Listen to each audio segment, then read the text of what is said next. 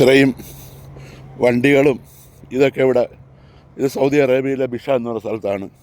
ഇത്രയും വണ്ടികളെല്ലാം ഈ ഒരു വാദി എന്ന് പറയുന്നത്, അറബിയിൽ വാദി എന്ന് പറയുന്നത് നമ്മുടെ നാട്ടിലെ നദിയെന്നോ നദി എന്നൊക്കെ പറയാം. ഇവിടെയൊക്കെ 1 കൊല്ലം 2 കൊല്ലം കൂടുമ്പോഴൊക്കെയാണ് 20 മിനിറ്റ് മുമ്പ് ഇവിടെ ഇങ്ങനൊരു വെള്ളം ഇല്ല. ഈ നദിയിൽ പുഴ എന്ന് പറയാം, ഇതിൽ വെള്ളമില്ല. അപ്പോൾ ഇതെല്ലാം കഴിഞ്ഞ 1 കൊല്ലമായിട്ട് ഈ നദിയിൽ വെള്ളം വന്നിട്ടില്ല.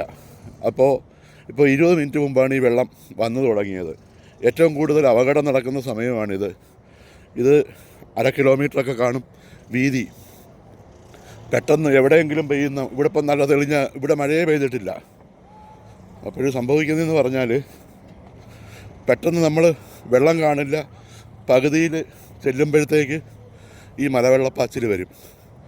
ഇതിൽ പെട്ടുപോയി കഴിഞ്ഞാൽ അപ്പുറം കടക്കാൻ പറ്റാതെ ഈ വർഷം തന്നെ ഇപ്പോൾ ഒമാനിൽ ഒരു മലയാളി ഫാമിലി മരണപ്പെട്ടു. ഇതുപോലെ വണ്ടി പെട്ടതാണ്. ഇത് കണ്ടതെല്ലാം പെട്ടെന്നുണ്ടാകുന്ന വെള്ളപ്പൊക്കമാണ്. നമ്മുടെ നാട്ടിലാണെങ്കിൽ ചിലപ്പോൾ 1 മണിക്കൂർ കഴിയുമ്പോൾ ഈ വെള്ളപ്പൊക്കം മാറുകയും ചെയ്യും. ഇത് കാണാൻ വേണ്ടി വന്നു നിൽക്കുന്ന ആൾക്കാരും വണ്ടികളുമാണ് നദി കാണാൻ. ഇതൊക്കെ 1 കൊല്ലം 2 കൊല്ലം കൂടുമ്പോൾ നടക്കുന്ന സംഭവമാണ്.